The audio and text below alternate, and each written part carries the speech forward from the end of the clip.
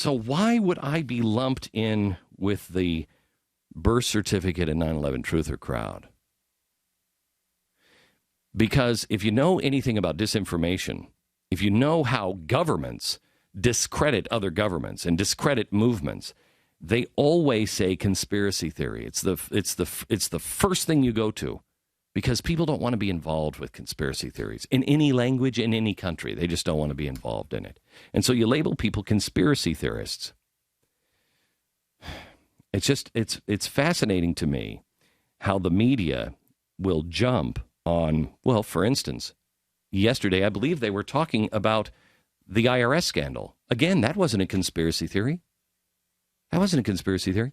That was me holding up the documents to television saying this a year and a half ago. This is what the 9/12 projects are getting. This isn't even legal. How's that a conspiracy theory? That's a fact. That's a fact. Who was doing it? The IRS. Who's in charge of the IRS? The left.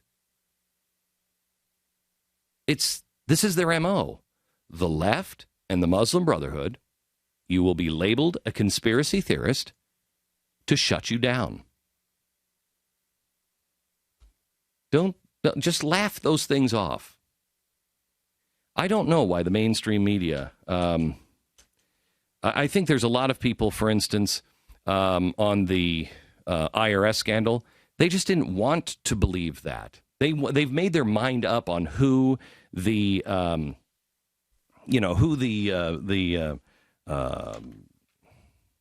Tea Party is, and so they dismiss them. Oh, they're just a bunch of crazy people, and not even listening to them.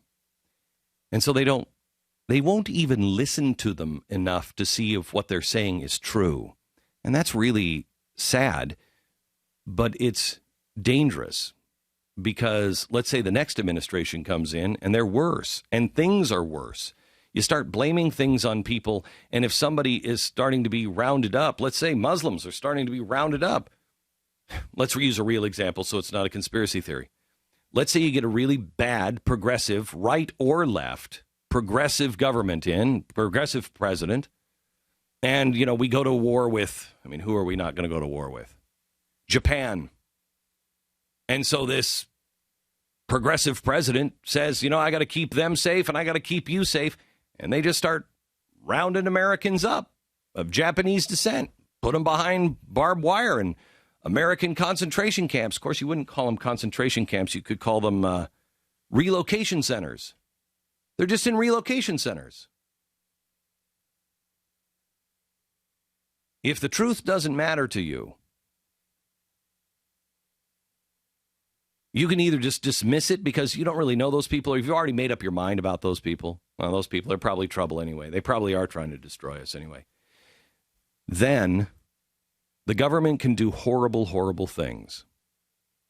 It's happened before, and it's happened with executive orders, and it's happened with the press really actually reporting on how great it is. The press has a responsibility to learn from history, and this most recent history. Just because you don't like people or disagree with them, doesn't mean you should dismiss them. If somebody is abusing power, even if you don't like them, and maybe even especially if you don't like them, you have to stand up for them. Because that's what a person of character does.